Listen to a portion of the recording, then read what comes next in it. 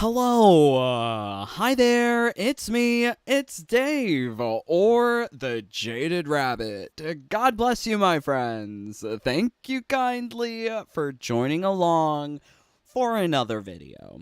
Yes, I am coming to you now at this point in life. I have completed absolutely everything within Invasions minus one combo trial. Invasions is such a tedious, repetitive activity. What makes me upset about Invasions is that it doesn't innovate upon the gameplay of Season 1. In Season 1, the mechanics of Invasions was better than what we've got now, which is very tailored to keeping the player engaged with the game, playing for longer. And I'm playing the game, hopefully saving you, my friends, from actually having to play the game, because I think if you are playing Mortal Kombat 1, you should be asking yourself, why? What are you gaining from it? Where is the fun? What is the goal? So having to go through Invasions, doing the same thing that you did back in September 2023, feels terrible at a lesser capacity because everything's been nerfed. We are going to be talking about some nerfs that are new to Season 5 and some changes for Invasions, because now that I've played, I've seen and noticed a couple of things and thought, what are they doing? I feel the troubling thing about Mortal Kombat 1 is the lack of a sense of direction. The game seems to be meandering, making changes here and there constantly. Did these developers know what they wanted to make in the first place? Things like the combo challenges or the malfunctioning robots, these are completely new concepts that they just tacked in there because why? What did they think they were doing? Like, I loved when they gave us team raids in MK11. It was like, hey, here's this new activity that we made. That was so fun, and it came alongside DLC. But here, we're getting new content, is what it seems to be a desperate cry for players to come back and play the game. Yeah.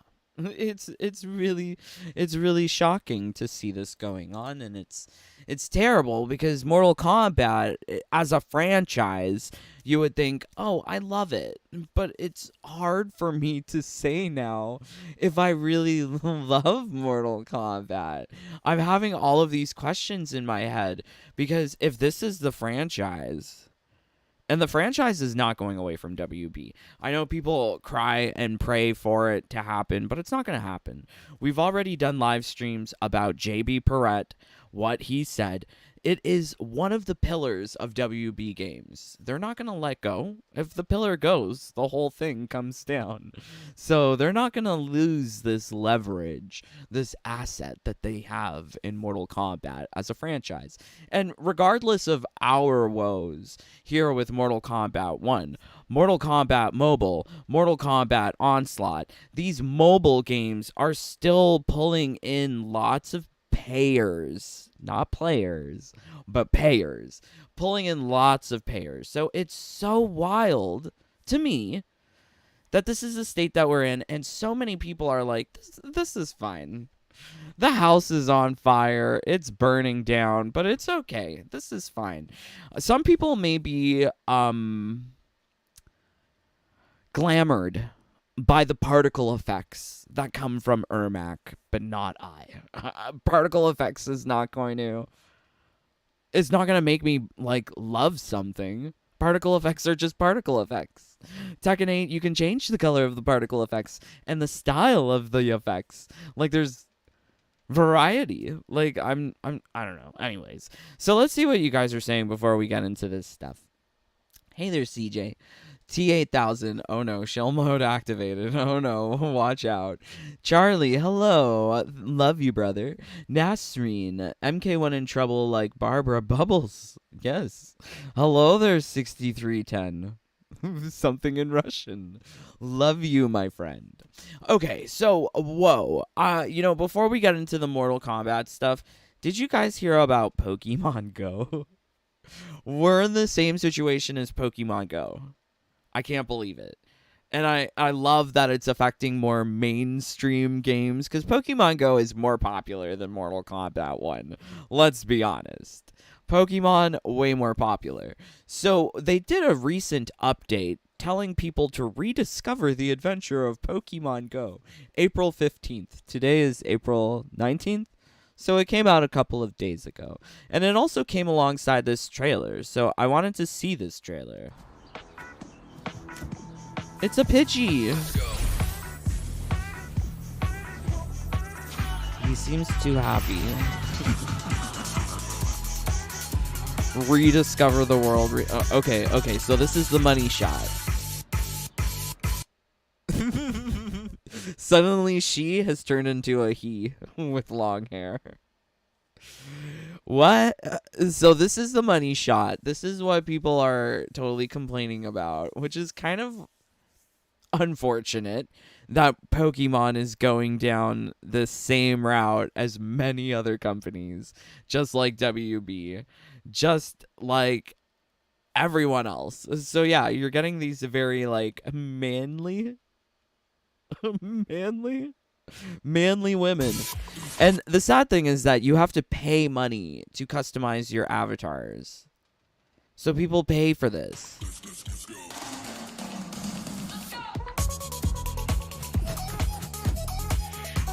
It's so diverse. There's not a white person in sight. Isn't it great? Pokemon, as if you could catch a Venusaur in the woods. I highly doubt that. It's like Pokemon. So I want to see more of the avatars. Where's the avatar stuff? They're just showing Pokemon in nature, which is clearly not how the game actually works. Who wants to be out in mud catching a Pidgey? That sounds stupid. But here we go. Absolutely horrific. Players beg Niantic to reverse Pokemon Go's new visual avatars. So, okay, so this is wild to me. Because what we're seeing in Mortal Kombat 1, the DEI, the wokeness of it all, it's such a virus, a plague on society. I wish that more people were willing to engage in the conversation that is diversity, equity, and inclusion. Because when the characters are visually changing from curves to boxy, that's why I say Astra looks like a cardboard box. She's straight up and down. Like she don't got curves. No way, no how. So seeing this now being pushed into Pokemon Go, which is also like, I know that like adults play it. People adultish were playing the game in 2016 when it was a huge fad. But I imagine that children would also be playing this, a Pokemon thing for children. So they're pushing this on children. So I love that the boobs are somehow more padded or bigger, but yet she's just more straight up and down. And this one sort of has like a slouch to the hip. She's pooching. She's booty tooching. She's, this Dyro would say, booty tooch. She is poking out that booty. Yeah, here she's just straight up and down. So why? And this is something that somebody paid for. And when they signed into the game after the latest update, this is what they get. This is exactly what we get with Mortal Kombat. Maybe not as dramatic as, log in one day and everything has changed. But this is what we got with Mortal Kombat 1. Barely any difference between MK11 and it. But yet, giving us the most manliest of women and the most feminine of dudes. I am shocked that this is even allowable, considering this is something that somebody paid for. Isn't there some sort of consumer protection laws? No, not at all, apparently, because they can get away with this dude in a wig calling it a chick. So it's all very drag queen. It's very drag queen.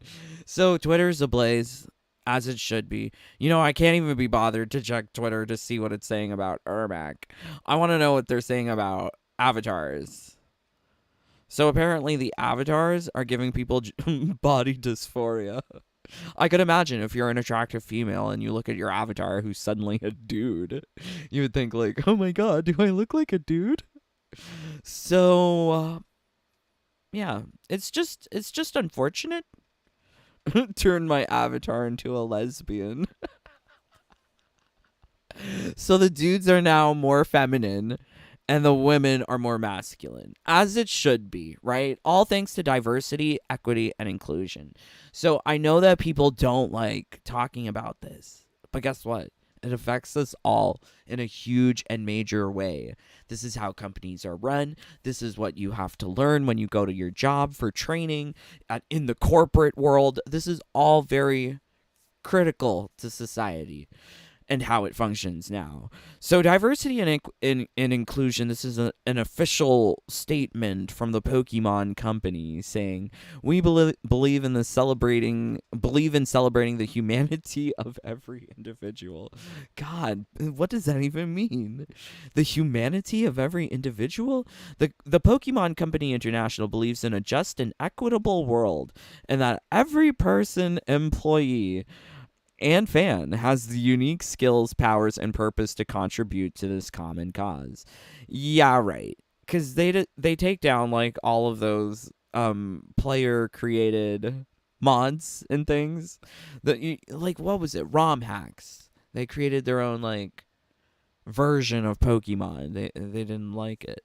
Our competitive advantage is in our collective talents in various backgrounds, and an inclusive environment brings us together in our shared mission to bring fun to our fans around the world. We succeed in our mission with a culture where, oh god, so many words to just say they want inclusion and blah blah blah. It sounds like they're bending the knee to Western ideals, such as, oh, we gotta have a black, an Asian, a lesbian, and a trans. We need all of them.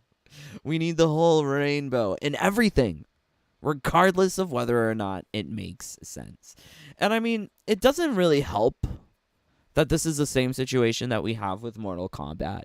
But I hope that if it happens in larger instances, that people will turn an eye to Mortal Kombat and see like, oh my god, Manya, Lee Men, Sasquashra, Trashra. Like, they're all so terrible. I hate the dudes, I hate the ladies. They don't look good in the game. And no one seems to feel that way. At least in the Mortal Kombat shell community. Because they're willing to bend the knee and lick the boot of Ed Boon and say, oh my god, yes, we love it. Because they want to be in some Ed Boon tweet. No, not for me. Anyways. So, yeah, Mortal Kombat 1 is still in trouble. DEI runs rampant. We got Hermac, Spermac, with Sindel's boobies inside of him in the character ending.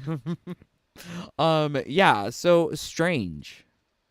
And check it out. Like, we were at, what, 1,400?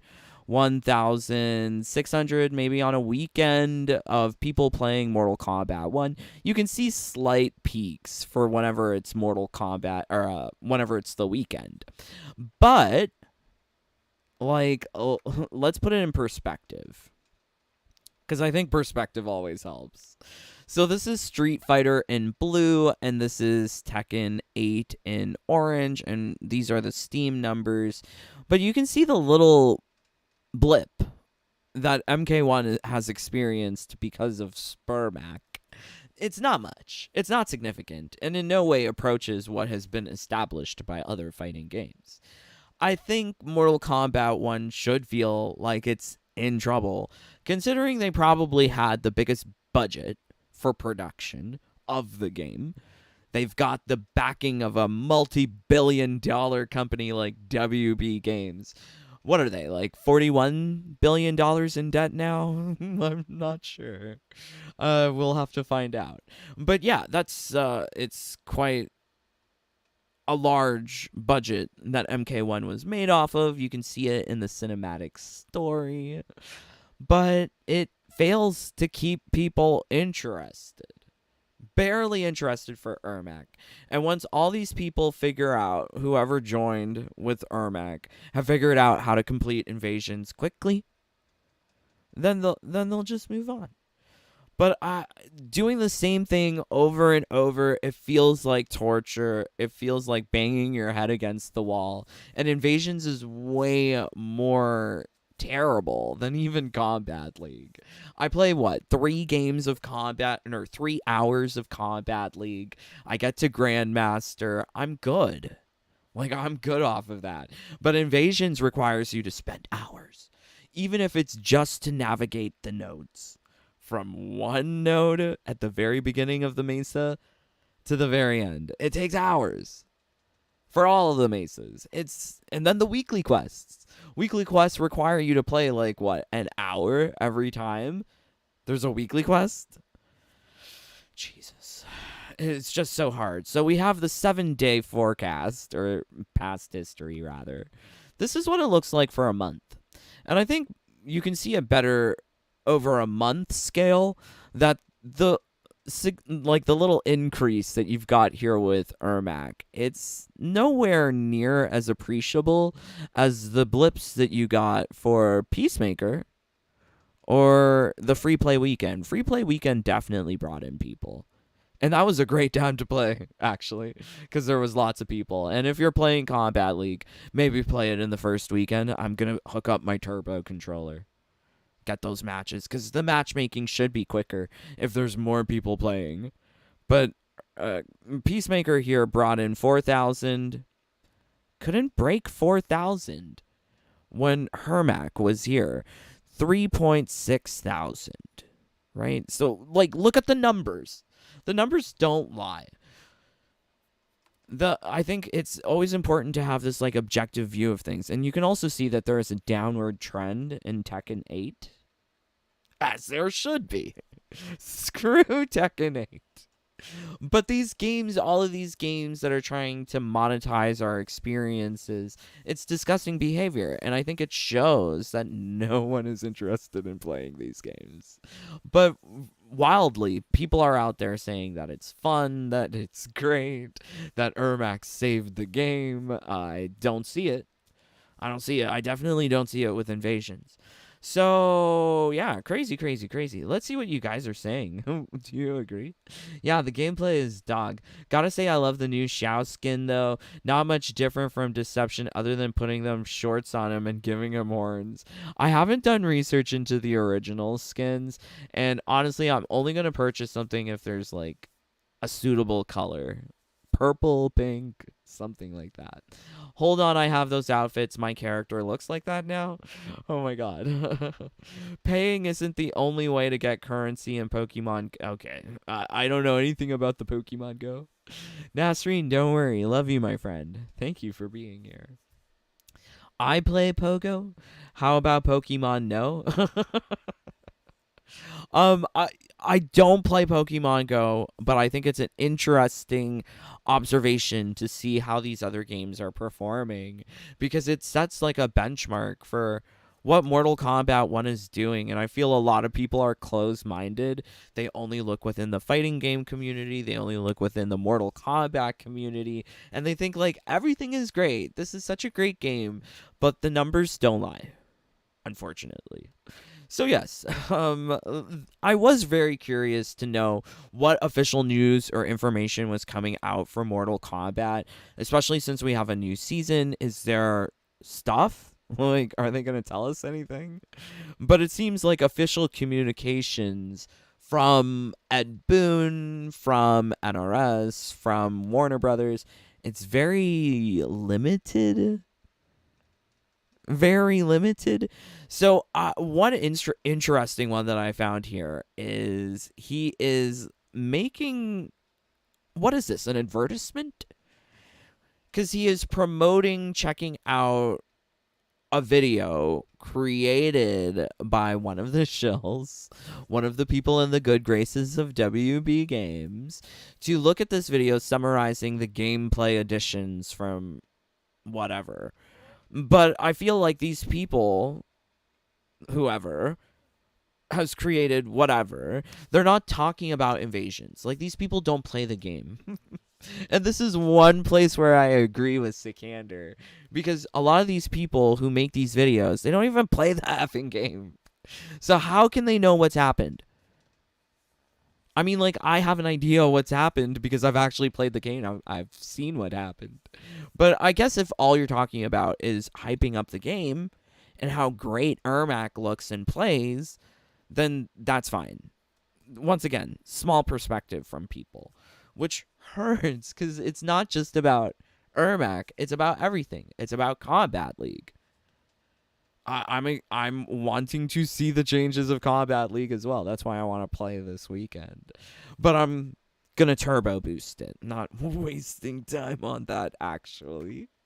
But this Ed Boon, I wish he was a better creator. Someone with better creativity. It feels like the spice, the happy time, the honeymoon phase of Ermac is over. Because Ed Boon's already promoting Homelander. MK fans, who's the real heroes? You are. Right, because more people played the free play weekend by double the amount, more than double the amount, almost triple the amount, because we got here 8.5 thousand and 3.6 thousand. Somewhere in between 2 to 3. So, yeah, the real fans. They couldn't convert these people who played the game for free into long-term playing payers. They just want people to pay. So I just don't believe Ed Boon. So I go towards the Mortal Kombat official Twitter. I'm not on their Facebook. I'm not on their TikTok. I'm not looking at that stuff. That doesn't interest me. And the only reason I have a Twitter is because of Ed Boon. Screw Ed Boon. There's no more crypt events. Crypt events were at least interesting. That was a free live service content. If you really look at it, it was free live service content and entertaining because you just got stuff by exploring the crypt. Isn't that cool? Now you have to waste an hour watching 25 brutalities, 25 fatal blows, 100 super meter segments used. Like, it's... Okay. So we've got here the Ermac trailer 6 hours ago. This is what they're telling us. They're telling us right now Ermac is available to try for all players in the weekly towers. So they're telling you to play the weekly towers. Unfortunately, you don't actually get any like reward, like a skin or a gear piece or anything.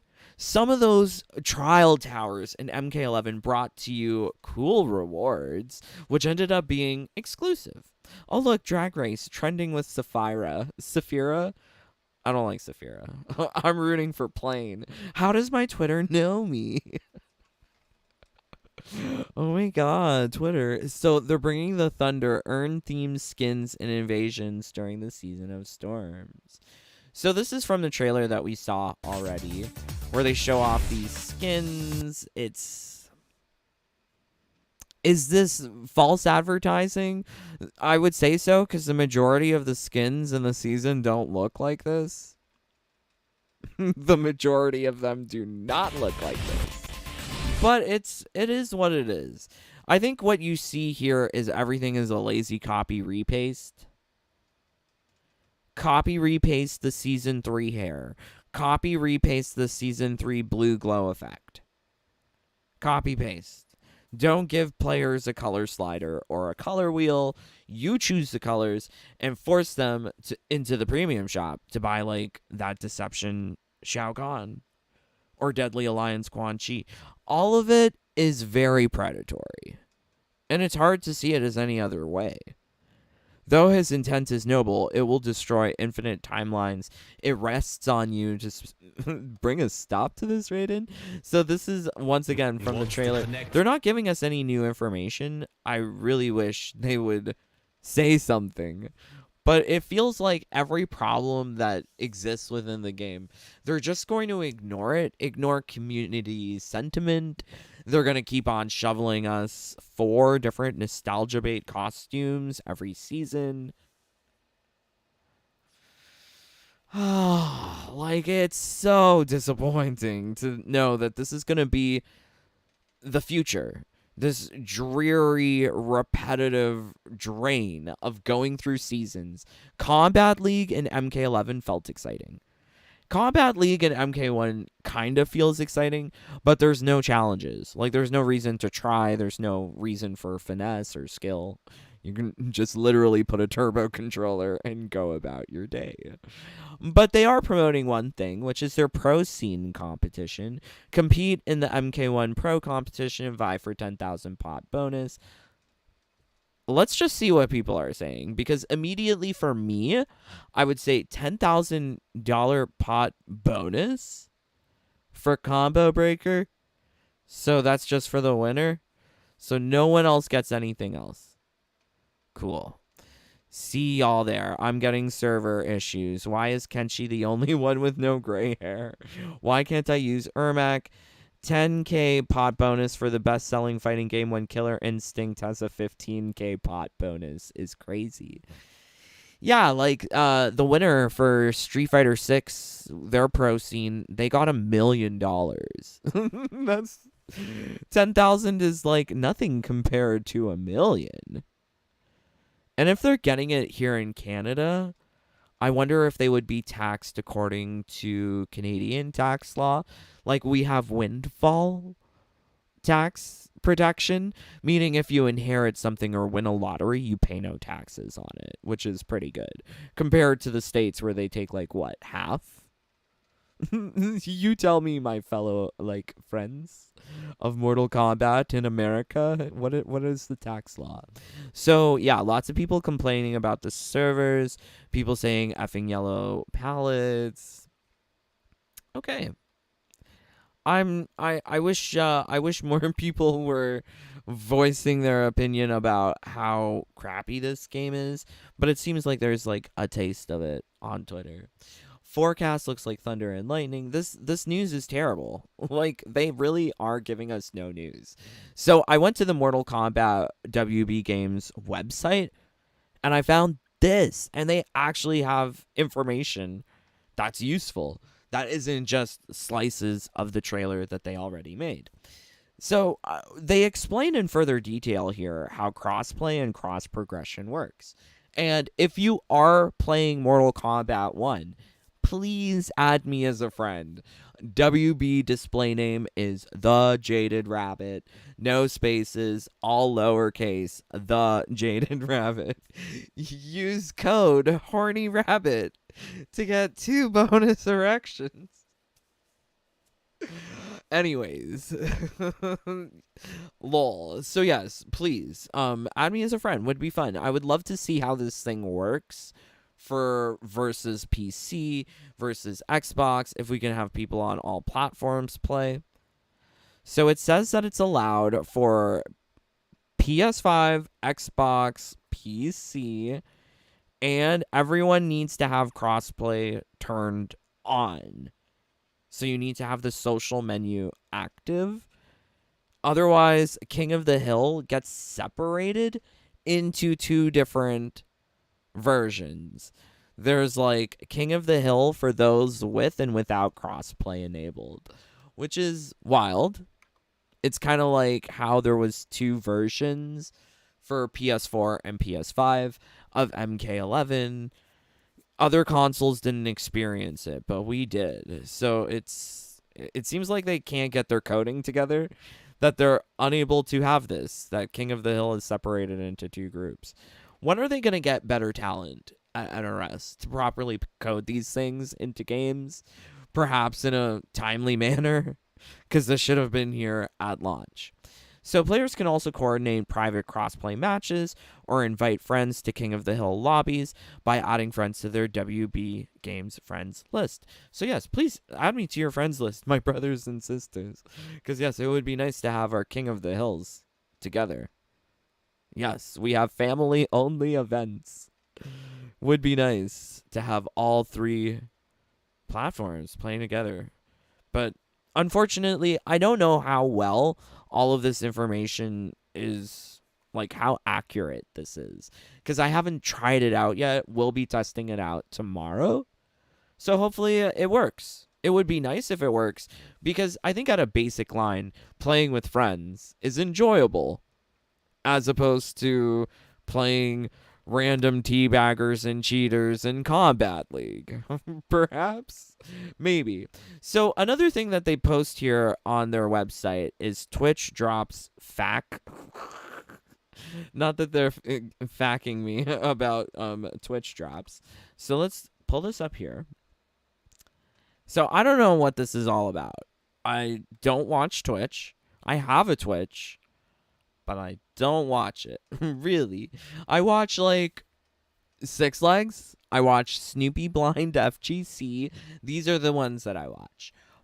And I encourage you to watch them as well. Love my brothers. But why? Twitch? Twitch, you have to declare your pronouns. I'm not declaring shit. Or if I am, my pronouns are fag and fag self. Can you please refer to me by my pronouns? Can you say them out loud in public and not feel ashamed? That would be great. Just shout it. Fag. That's Fag's toothbrush. I die. Okay, to claim Twitch drops, you'll need to watch a streamer playing Mortal Kombat 1 with Twitch drops enabled on Twitch. What? So what the hell are they talking about? I was not aware. So they're giving us a website. This is the website. So it's from WB Games, and they're saying you can earn stuff by watching Twitch. And I think this is a huge problem, a huge symptom of knowing that Mortal Kombat 1 is in the shitter. Because in MK11, we had the Twitch Rivals Towers, which coordinated with the release of the game. It happened in May. Game came out end of April. So it wasn't too long after they were having this Twitch Rivals event in MK11. And it did not require you to watch Twitch. You just had to play the game. So for every hour, for 5 hours, the Twitch Rivals Towers were rotating. They were there for an hour each, and they went through the 5 platforms, and they were there, and then they were gone. And if you did not play, you would have missed out on those rewards for well over a year. It was a while, I think until 2021, that they brought in the Twitch Rivals replay towers so that everyone could get those rewards easily. But there was a lot of like cool exclusive time limited stuff in MK11 that was just like free. Unfortunately, if you want that stuff, you have to pay for it in MK1. But this is what they're offering here now after the fact. 7 months after release. Why are they doing this? It's because they're desperate. They see the numbers just like we do. They know that people aren't playing the game, and they are trying to drive engagement on any single level. So they have tried previously, like we talked about how they were giving away the collector's edition with the Survivor Tower, and there was only 25 entrants. Like, I mean, like, we did that video a couple of days before deadline, but yeah, there was only 25 entrants. So, like, anyone could have won. Like, there's only 24 of you here. Can we get 24 likes? Leave a like or get out. What are you doing here? But yeah, the chances are good if 1 out of 25 is going to win. That if you do well, you could win. But it's interesting here because now they're not only trying to drive people into playing the game by getting these rewards, either old players or new players, and they're anticipating that people who don't even own the game will purchase the game because they're saying, can I earn Twitch drops before I own Mortal Kombat 1? So we're going to have to do some research here to figure out who is a Twitch drop activated streamer. Because are they taking people who don't play fighting games or who play variety of games to try and convert their audience into people who are playing Mortal Kombat 1? Because it fully says yes. During the Twitch Drops campaign window, you will be able to watch and claim drops without owning the game. However, you will need to have a WB Games account to claim MK1 Twitch drops. Then once you have purchased the game, you can log in with the same account and claim the rewards automatically. Isn't that wild? And it's a time-limited thing as well, starting Monday, April 22nd, ending April 29th. So they are really driving on FOMO. They are trying to prey on people through influencers on Twitch. They are really trying any which way to boost these numbers here because I think the general trend is these game companies go after a live service like Sushi Squad with Rocksteady, like Anthem with BioWare, like Destiny with Bungie, all of these live service games, and then eventually the companies have to lay off so many people because the game's not performing. Alternatively, it also requires less people to run a live service because it just doesn't require effort. And we're seeing it with the rewards of MK1 this season. Everything looks ugly. I'm just not loving it. You can like whatever you like. If you like it, don't get hurt. Fashion is subjective. And we can agree to disagree. But the skins, to me, just feel so repetitive. This looks like Season 3, except in gray and purple. Not black, not violet, because lest we have any saturated colors. Everything has to look dull, pale, washed out, well-used, cum rag. That's what it's got to look like. And I don't enjoy it. And I really don't like it. I think like the rewards they're offering here in the Twitch rewards, they look better than what's in the season. And I'm not going to lie, I want them. I surely do. So I've already signed in. So let's connect my account. Well, continue as Jaded Rabbit. Continue. Log me in. Oh no, they're giving me I need an email code. Okay, so let's get the code.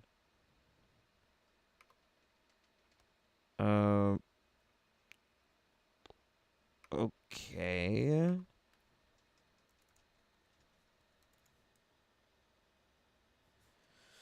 Okay, so it's asking me to authorize WB Games account to get your Twitch user ID, username, profile image, profile update date, email address, and email verification status.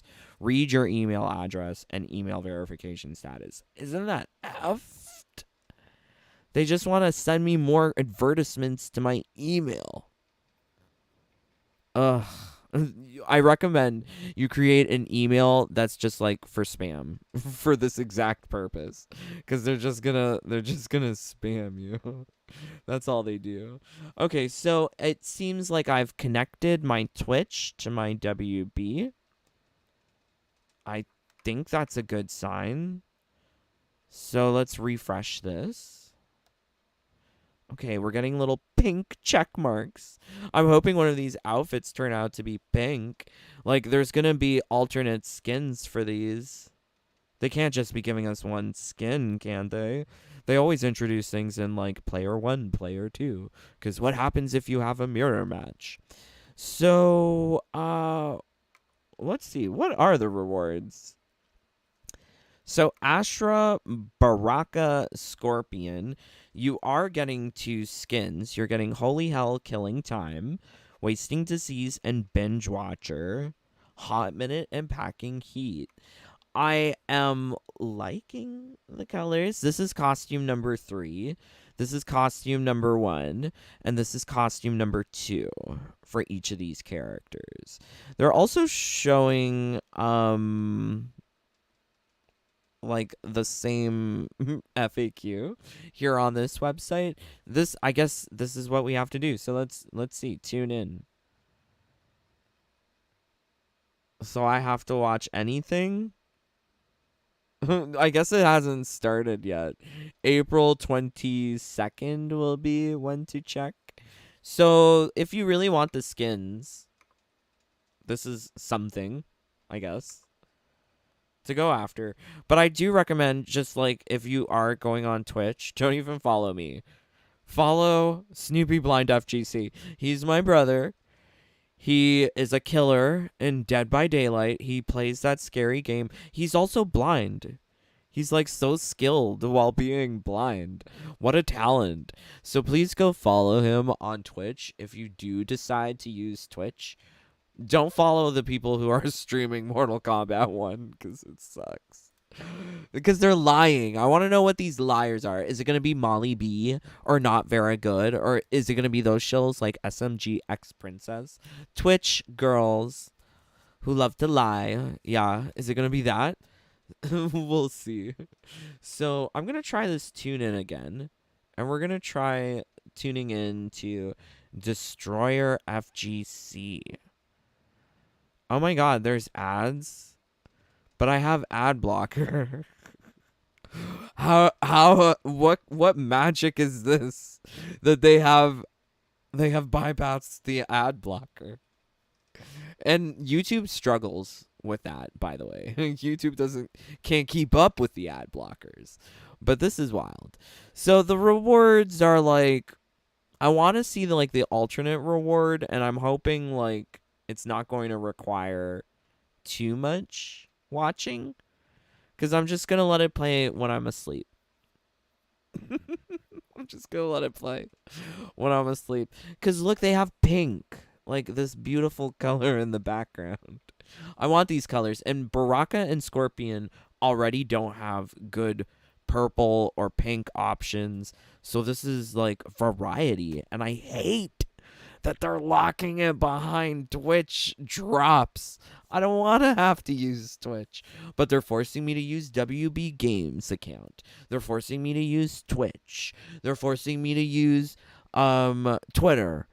And they're also forcing, like, if you want to play and get the 700 dragon crystals from MK Onslaught, they're also forcing you to own a cell phone and Google Play account, whatever, so that you can download whatever BS on your phone.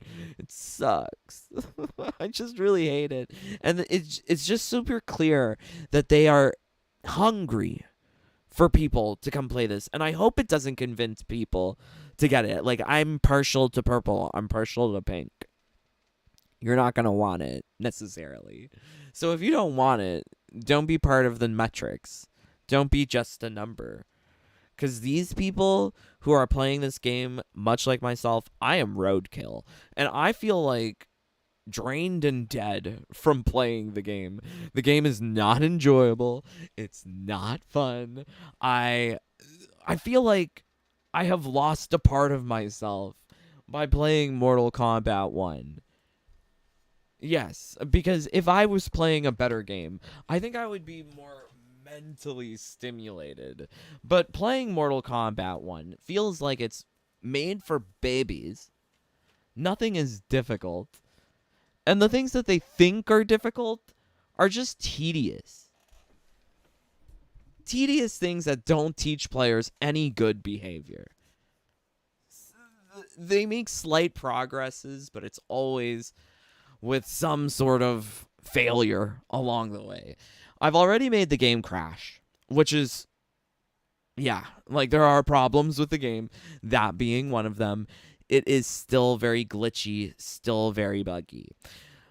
I think you can really see it here if you're in the circumstance like me, where you have been playing the game for hours. The game eventually, after a while, becomes really glitched. Like, it doesn't really show the cameos properly. You get frame drops, things get stuck. I actually caused the game to crash by swapping my cameo.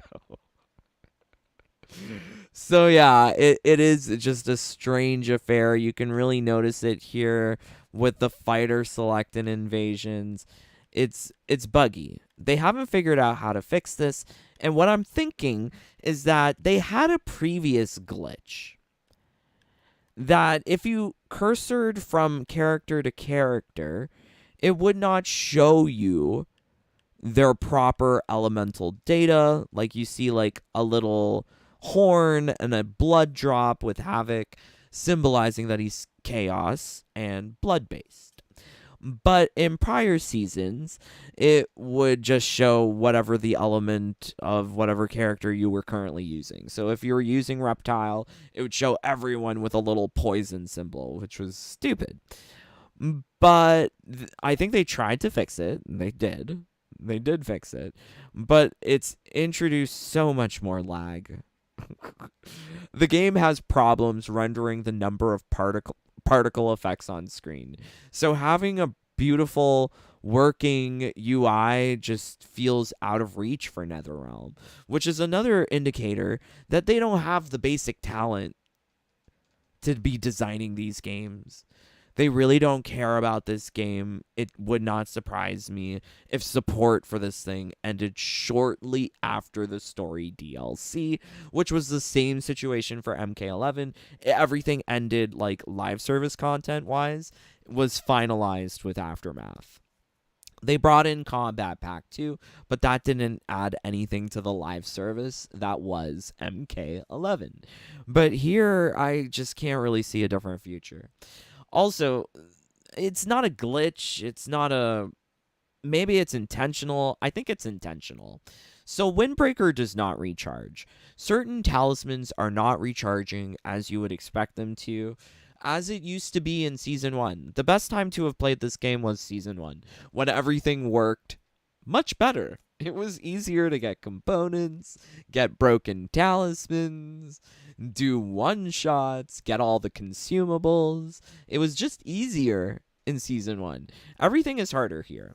So Windbreaker has been nerfed since last season, where they don't have recharge ability. Other talismans do. So, like, I have a variety of other talismans. Using them, they do recharge after not using them in a match. But here, like the Inner Titan, this is another one where it doesn't recharge. So having these things where they don't recharge, it discourages players from actually using the things of the game. And at this point, having a talisman that you can create, it's out of reach if you don't have a turbo controller. You will need... I need 16 hours to get Dragon Bloods and 15 hours for another component. Like, they drop so infrequently. They are so hard to come by, and if you need them, you might need hundreds of them.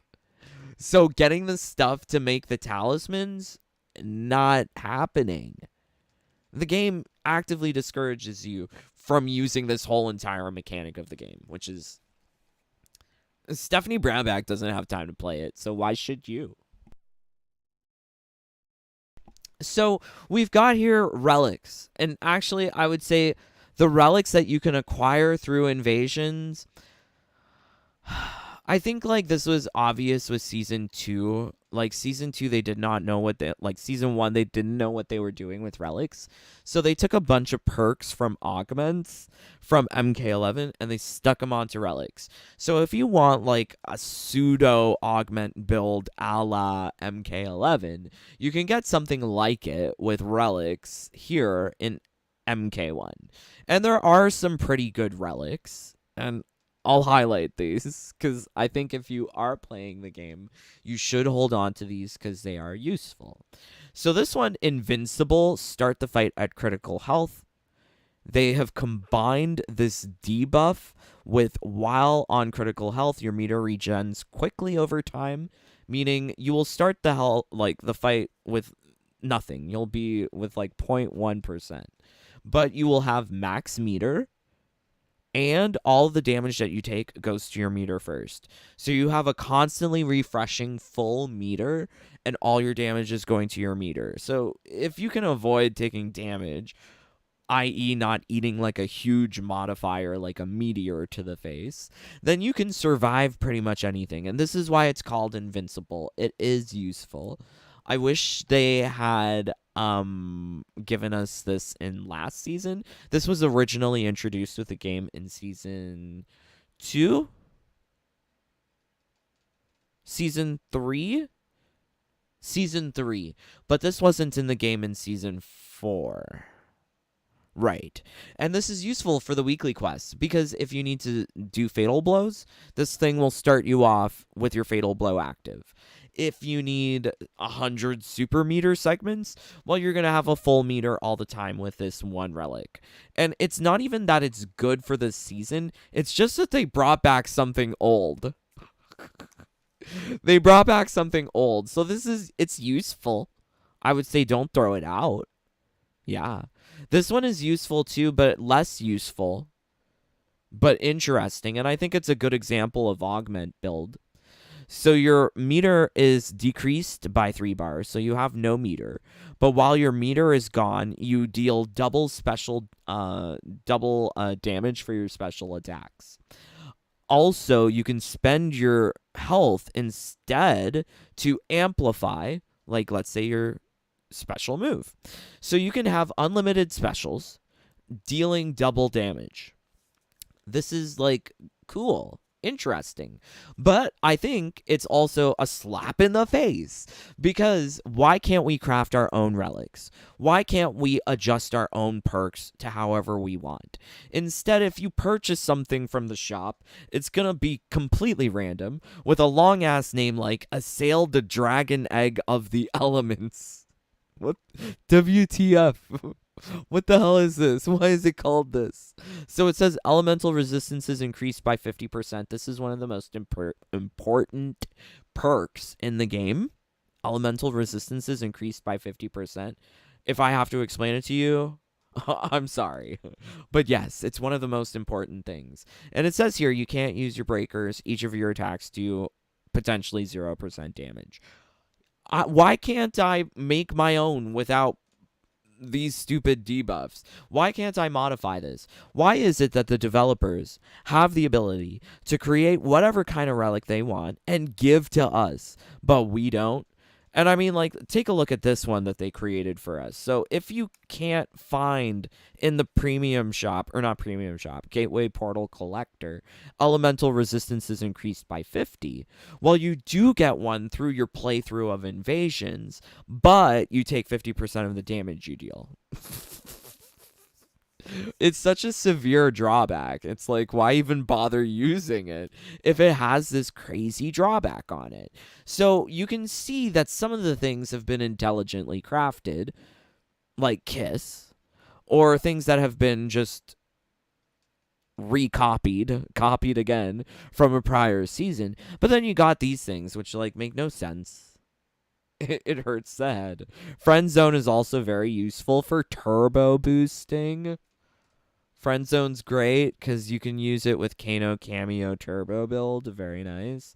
But yeah, there's like a bunch of these relics that just, it still feels like this relic system is not fully realized. And you can see it here too. This is one of the things that you get from Invasions. Show me your moves. Heal 5% of your health when you taunt. Taunting, blah, blah, blah. You will, everything related to taunt slapped into one build. Why does it have to be so random? It really feels like some of these things they just did not think about. They're like, let's just throw anything together. it boggles my mind. Whosoever is designing invasions, Derek Kurtzik, should be fired. Because this is an insult that after 7 months, the fact that I've paid $600, they still can't get their act together as to what they want to give us in Invasions. They're giving us old ideas, new ideas. They're throwing anything at the wall and seeing if it sticks. And it's quite unfortunate. So One Punch, this is also a very good relic. Gives you lots of damage for your initial uppercut. And then you can just spam uppercuts, I guess. I don't want to do that, so I'm making a talisman, but I'm not yet at that point to have it ready. It's not there yet. There's just a lack of certain components at this point. So yeah, so the relics, the talismans, it's all very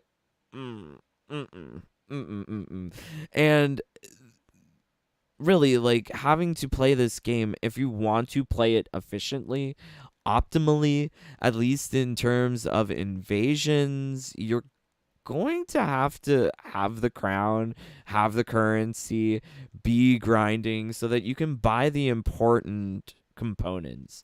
And NRS knows which ones are important because they stick them in the final mesa. So whereas you're going to be spending most of your time at the earlier mesas, that is if you visit the shop, you don't actually get to access this one until much later. Oh, it's all by design. They are trying to purposefully keep you locked into the game, playing for longer. And one way that they have done this with the talismans is that the components that you purchase no longer scale properly. So, dragon medallions, you could add hundreds of these prior to Season 5. Here in this season, less so. You can still add, several hundreds, but it's not as much. They're trying to limit how much of these things you can actually put onto a talisman because why? They don't want to bother balancing it. Their response to balance is just to nerf. But why nerf single player in the first place? Because it's just such a single player affair. Who's it affecting if things are easy or hard? Well, it's affecting WB because David Zaslav said that he wants to drive engagement, retention over longer periods, longer cycles, over more platforms. And this is what MK1 is. It's a psyop. It's meant to get you watching Twitch. It's meant to get you playing MK Onslaught. Like, this is what they're doing, and it's frustrating that no one else is really addressing this within MK community. People are willing to bend the knee and say, Ermac is great. Oh, I'm going to show how to play Ermac because he's so wonderful. Except he's not. Except this game is not. But yes. So here we have a talisman, just for example. Now you might be familiar. This is the Adinian Charm. It allows you to recharge your talisman with every single match you do. Now, if you add this in quantity, it's no longer working as it did in last season. So you add 32 of these things, it jumps you up to rare. So you can add less of these things to the talisman for free. Because if you have to add things at Epic, within Epic, you're going to require Dragon Bloods. But here I can add this for free because the chance of success is guaranteed. Now, if I add 32 of these, I don't get 32 recharges. I get just 16. So they have nerfed the way many components now work in this season, which is wild. They did this prior with season 3 with Plasma Orb, because season 3 they introduced the scaling with Plasma Orb, but season 4 they made Plasma Orb only obtainable in 5. You could only obtain 5, and that was it. Otherwise, you would have to check Gateway Portal. But as you can see here, I've added 15 Plasma Orbs. I'm only getting 10 extra projectiles. So you're seeing the scaling going on. And what that means is Season 1 was the best time to play because this is how the developers actually intended the game, for it to be easy and fun. But once they hooked people in, then they put in this crazy, grindy affair to be like, okay, no, you got to play for longer. They saw that people were creating crazy things in Season 1, and they didn't like it. That's also why I don't really share much here on the channel, because, like, I'm so worried that NRS is going to constantly nerf more and more things. But at this point, the only thing certain in life are taxes, death, and nerfs. There are just going to be more nerfs. So, yeah, it blows. Blows my mind. So, talismans useless, relics an insult. But what's worse is the lies that were communicated to us through the Kombat cast. So, Derek Kurtzik was proudly proclaiming that they enjoyed working on these time trials, these combo challenges, and they wanted us to enjoy them because they're going to give us more. They want to make more.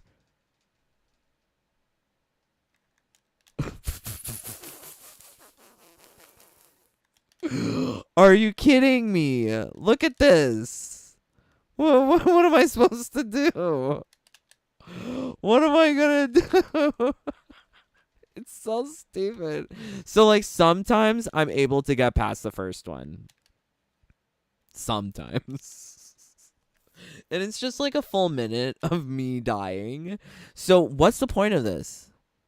At what point am I ever gonna do that in combat? Why would you give us a combo challenge that teaches us absolutely nothing about the game? Nor is it fun. This is just frustrating. What is this? This is their version of difficulty, forcing you to play with a character and jump through random ass obstacles. And I will say that once you get through the game and you get yourself a relic that gives you elemental resistances of plus 50, you can avoid most of the obstacles by using an appropriate relic. Do look out for gemstones. It is very, very useful. But as you can see here, she's just dying. And when she hits the blades, sometimes she'll pick up an orange glow. Now, what that orange glow signifies is that these blades are physically based. So physically based objects, projectiles, anything of that nature has a chance to leave you with a physical debuff. And you can get better information about the debuffs in the game by actually accessing the menu. I wish that they made this information more obvious, but it's so tiny. So if you get hit with something physical, you have the potential of being broken. Victims take full damage from normal blocked attacks. In MK11, this was a greater effect. It was called High and Mighty, gave you double damage on all of your physical attacks. Here, instead, if you're glowing yellow-orange, you are taking full damage from blocked attacks. That's not exciting. Not exciting, especially when the dark type effect in MK11 was giving you 24,000 extra block damage. Here in this game, you can only get 500. So, like, I remember all of this stuff. Having these elemental systems get nerfed, put here, it's stupid. But the fact is that this time trial is based around a physical object, which means that there's no character on the roster that can easily become immune. You can't. The best you can have is these blood type characters that grant a plus 50% physical type resistance, and then you can boost that up a further 10 with some relic, but that's not enough to get you through this stupid challenge. And so I have completed absolutely everything in Invasions except for this challenge, because what's the point? What's the reward? It is so hard to understand that these developers are being paid money to tack on stupid activities like this. They are getting paid for this. To create this bullshit that they say that they hope that people will like so that they can do more of it, meaning that they already have more in the canon. You better get used to it. And the fact that some of these are obligatory, mandatory, in order to progress, especially in the final Mesa, that one with Raiden was so stupid, where you had to do electric flies in the air 4 times. That was dumb. That no one is playing Raiden like that. I could understand if these things were a little bit more based on a particular interaction with, like, let's say Sub-Zero's do a slide, punish appropriately with a certain character. Like, that's more educational, informational than jump over these fucking saws. It's so stupid, and I refuse to waste time on this. I refuse. I mean, like, if you've done it, good for you. But I long for the old survives of season 2. Those were interesting. Those were actually useful. But these time trials that force you into using certain specific characters that make no sense, well, I'm just not here for that. The only one that I found okay was the Liu Kang time trials, because I'm used to Liu Kang. But even the time trials for Liu Kang, I could see that they were copy paste. I don't know where it is. It's somewhere here in this Mesa.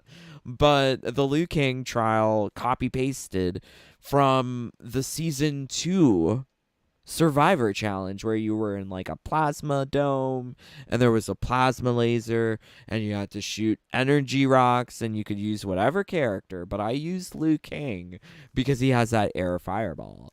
So that was like the predecessor for the time trials, combo trials. And I preferred that because it gave you the option to use whatever character you want, not force you into playing with fucking Nitara. It's so frustrating. So let's see what you guys are saying. Maybe you have some tips on how to get through this. Drew, did you do this? Did you? I know you like Nitara. Did you do this? I can't do this. Why is it so hard? So, like, I was thinking strategy. You could get, like, an hourglass consumable, take off the timer, make it infinite, so you could have all the time that you can get through to get through this. But the problem is even if you get through this first part, there's, like, a little checkpoint where you can save yourself. But when you get to the checkpoint, there's like 4 saws that you have to get through. And I imagine you're going to have to like amplify dash forward twice, plus a quick dash, the quick taste or whatever. But it's just too many buttons, especially considering all of the other trials. You can cheese them with appropriate relic consumable combination. Whatever. So I have this translucency fluid. I'm going to try and use it here. Hopefully it makes me immune to the saws and I can just walk forward to progress. But we'll see. Not Freud. Hello. Natara's not that fun. No, she's not. She is torture. I don't enjoy her. At all. At all, at all, at all. So let's give her the egg. Oh yeah. This is another thing that we have to talk about here. They have changed the base stats for these characters. It sucks because previously, if a character was maxing out in a particular base stat without any of the stat points invested, they would have 54. So Sindel used to have 54 in attack. Some characters used to have 47 in health. Now they don't. So Reiko, they got nerfed. These characters, they got nerfed. Li Men, I would say this is a nerf. She is now fire type. She is no longer energy type, leaving the only energy type characters on the roster as Manya and Tranny Cage. So those are the only two. So why? Where is the representation? Where is the balance of the game? Oh yeah, Peacemaker is also energy, but he's DLC. So you mean if you don't have DLC and you wish to play with an energy type character, your choices are Manya and Johnny? Lame. Lame. I don't know why they made her fire. If anything, she should have been fired to start with because it made sense. She's shooting fireworks. Is that not fire based? But it just shows once again the game lacks any sense of direction. Playing this meandering game where the developers don't know their head from their ass makes me feel like a total fool, wasting my time and money ever having associated with Mortal Kombat. Not even MK1, just the franchise now. Like, I question my love of the franchise because it's too much. It's way too much. They really don't know what they're doing. Okay, let's see what you guys are saying. Clone Max, are you gonna do another 420 guide for mania making? I did. It's called Queers 420 Palestine. Please go check it out. It was earlier today. That's maybe why I'm sounding a little hoarse. But yeah, we explained. Go check out Queers 420 Palestine. Clone Max, all of your questions will be answered there. Please check it out. I like naming my videos weird things. I don't care. It's what I enjoy. Can I pay you $40 to do my invasions? Let me think about this one. Let me think about this one and I'll come back to you. If I do, I'll introduce something like you can join through YouTube. Become a member, I'll do it for you. Because I used to do, if you joined Elite Rabbit, I would take you to Grandmaster in MK11. Maybe I'll do that here. I'm not certain. Because I really hate the game. MK11 I at least enjoyed playing, but this I don't know. Yeah, I was there. Yay, Adlai was there. Oh, it's past your bedtime. Oh, love you, Just Drew. Kaner Coes. How do you still play this trash? Honestly, it's depressing because lackluster. If I don't play it, how can I properly critique it? Like, that's one thing that I really hate about people who make videos on YouTube. They don't actually play the game. I've completed Invasions. I know all the mechanics. I know how they're making it more grindy. It's one thing to say that it's more grindy, but I know how. They are making it harder for you to make talismans. They are making it harder for you to get components. Specific examples. So yeah, I don't appreciate misinformation or people not having proper informedness about a situation. I'm not that. I'm not about conspiracy. They seem like intro tutorial type stuff for me. I like them. I think they're dumb. I hated them. I think it's terrible that they force you to play with a character in order to progress with the game. I had to play with Raiden. I had no choice. 1 air dash down, air dash 4 back dash. Okay, wow. Is that what you did for that time trial? That's ridiculous. 1 air dash down, air dash 4. I can't do that. 4 air dashes? What is this? Okay, maybe I can get it, but it seems too hard. The Raiden teleporting ones were tough too. I didn't even get components. The teleporting ones were easier compared to this one with Natara. Tip for Natara challenge: move the joystick instead of joystick. Interesting. You guys have all sorts of tips. Not the Natara challenge. I gave up too. It's very frustrating. Yeah, it's dumb. I hate it, Kara. I don't like it. If I wanted to do this, I'd play Mario or any other platformer game. Exactly. I think that's the problem. Is that all of the games that MK1 is inspired by are better. Like, they're inspired by Pokemon. Pokemon is better. They're inspired by Mario. Mario is better. Like, and why are the children's games inspirations for a rated M game? Why? It's so wild. Nerfs, deaths, and taxes. Oh no. I mean, like, yeah, that's what happens. Well, couldn't you just make multiple separate relics? I can't. Because I can't make relics. Relics are completely, yeah. Dave, this relic will damage yourself. If you reach 100% resistance, you are immune to this drawback. Used for Sub-Zero. Okay, well, yeah, I used it also for, smoke, but yeah, well, not every character is going to be getting 100% immunity with the relic, which kind of sucks. Uppercut 1 was working well for me. Do you mean the talisman? I wish we could sell relics we don't like in the shop. Yeah, because they didn't think about it. There's a lot of things that are very obvious in this game that are just afterthoughts. Windbreaker was unrechargeable in previous season, or did I miss something? Yes, it was unrechargeable. This is like, it's not a glitch. It seems like it's intentional, an intentional nerf to Windbreaker. So there is no windbreaker in this season. No, there is a windbreaker. I showed you. I'm reading the comments backwards. So oh yeah, there we go. Very fun. Crazy.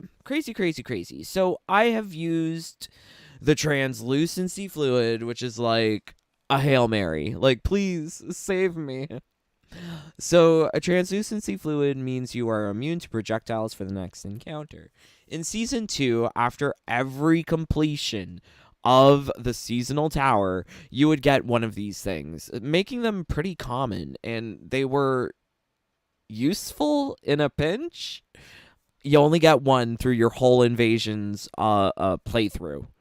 You could purchase more from the Gateway Portal Collector, but they are rare. Very rare. So hopefully this works. I don't know if it will. If it doesn't, I don't care. I am never going to do this because I just don't want it. I don't want it bad enough. Damn it. It doesn't work. No. It doesn't work. I hate this game. Look how frustrating it is. And I'm trying. Now I'm backwards.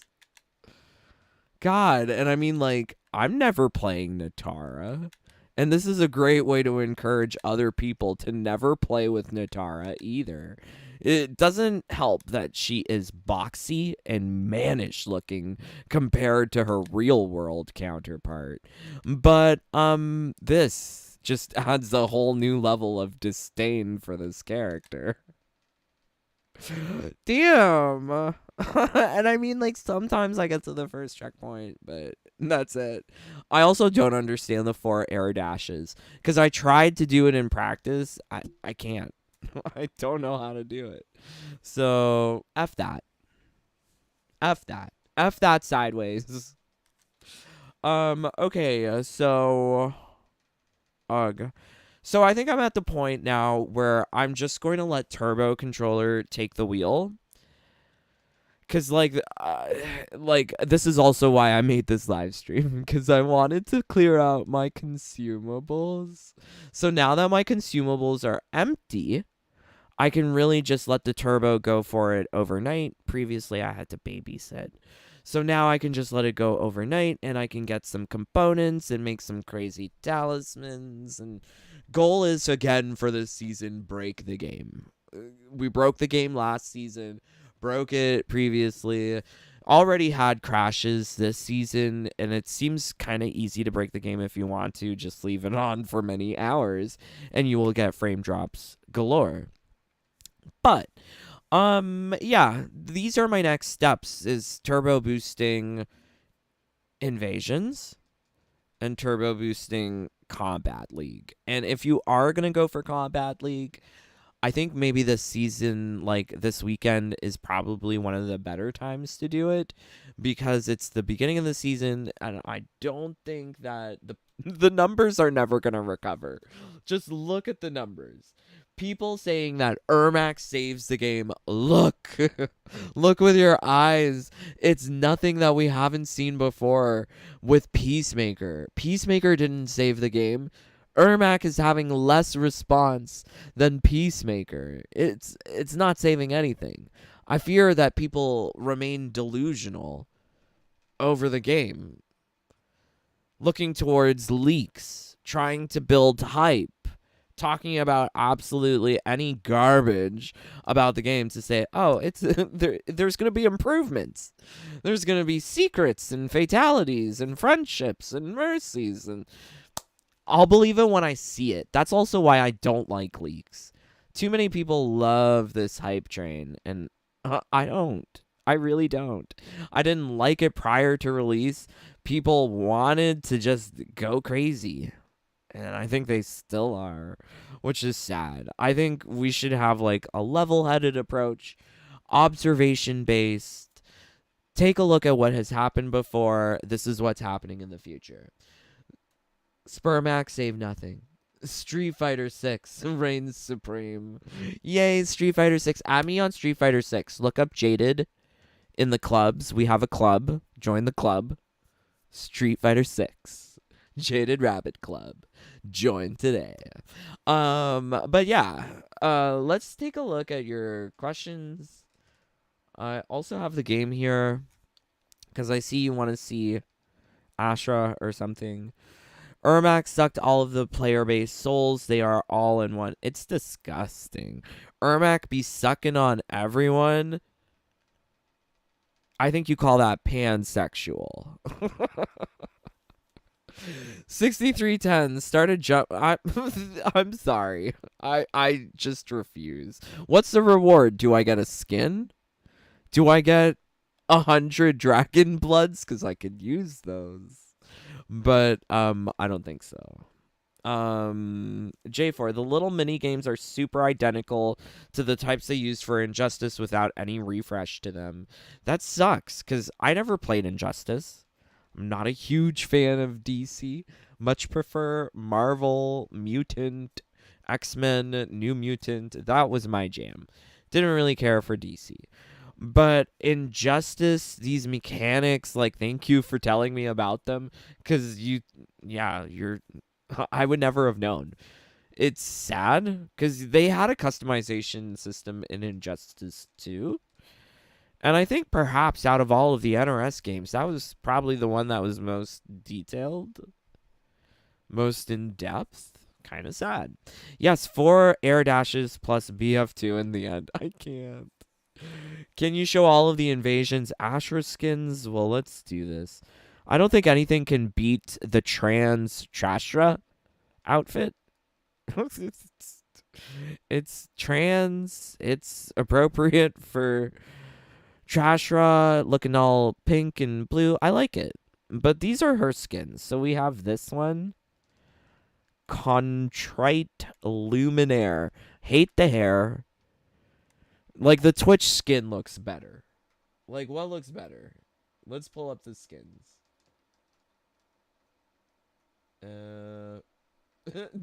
I've been having this play. I wonder, did that count towards my Twitch drops? Okay, so we've got here this Ashra. What looks better? This Ashra. Look how nice she looks.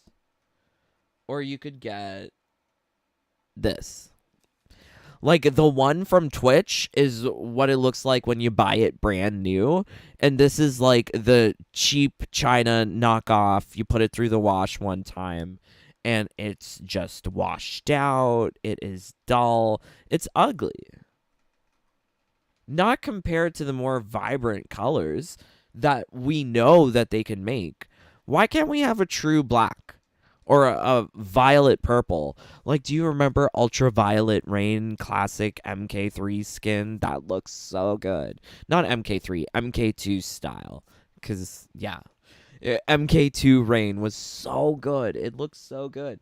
This looks like trash. Appropriate for Trashra. Oh, I'm so sorry if Ash was your favorite character. Bushy, boxy, and mannish, and straight up and down. No curves, no feminine form. Little mosquito bites. Or what is that? A padded trainer's bra. Oh my god, one time. So I feel so bad for this, but I had a friend. Her name was Kirsten, and we were doing raids in Destiny. And Kirsten was aggressive. Like, she was sociopathic. We never heard her speak. She claimed that she was mute. I don't believe it. Because she was so rude. She would teabag. She would just send you messages like F you, 1v1. I doubted whether she was a girl. So one time in a raid, she was like just jumping around, not being productive. And I'm like, you damn bra wearing bitch.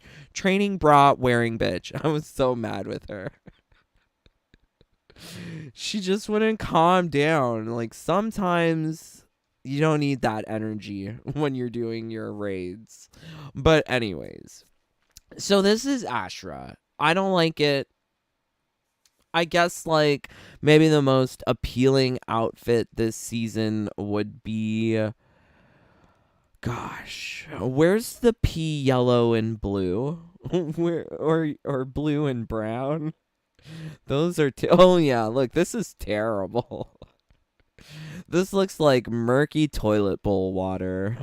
Like, I don't know about this one. I don't really like the white hair either. It's too much like season 3. It's but yeah, you can have this light purple. I think this one's better. I'm going to get the one on Twitch drops cuz I really want the purple for Baraka. Okay. Terrible. Rain wasn't in MK2. No, but it was MK2 style. Same goes for Classic Frost. Those classic outfits in MK11 I really loved. Seeing the classic stuff in MK1, it's like bleh, barf. Like, why are they so covered up? Why are they so different looking? And I will have to do some research into the shop's offerings because I never played Deception or Deadly Alliance. I want to see what the reference points are for fashion. Because I am the fashion police. I have been fashion police for years.